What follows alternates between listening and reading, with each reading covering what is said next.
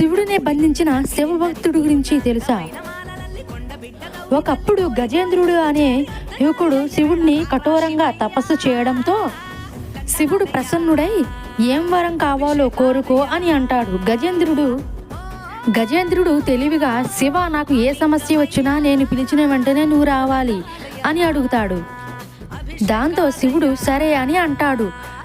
అప్పుడు గజేంద్రుడు ఏ ఒక్క చిన్న సమస్య వచ్చినా చిటికి మాటికి శివుడిని పిలవడం మొదలు పెడతాడు. వరమిచ్చాక తప్పక శివుడు గజేంద్రుడి దగ్గరికి వచ్చి ఏ చిన్న సమస్యనైనా తీరుస్తూ ఉండేవాడు.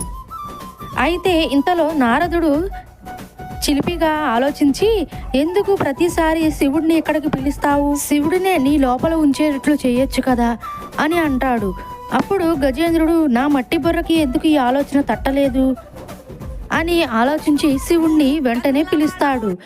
అప్పుడు శివుడిని ఇలా అడుగుతాడు, నువ్వు నాలోనే ఉండిపో అని చెప్పి అడుగుతాడు. శివుడు మాట ఇచ్చాడు కాబట్టి గజేంద్రుడి లోపల ఒక లింగ రూపంలో వెళ్ళి ఉండిపోతాడు. కాలం గడుస్తూ ఉంది కానీ ఎవ్వరికీ శివుడు కనిపించడు. దానితో పార్వతీదేవి విష్ణుమూర్తి దగ్గరికి వెళ్ళి, ఇంకా మిగతా దేవతలు కూడా విష్ణుమూర్తి దగ్గరికి వెళ్ళి శరణు కోరుతారు. అందరూ నా ఛానల్ని సబ్స్క్రైబ్ చేసి హర హర మహాదేవ అని కామెంట్ చేయండి.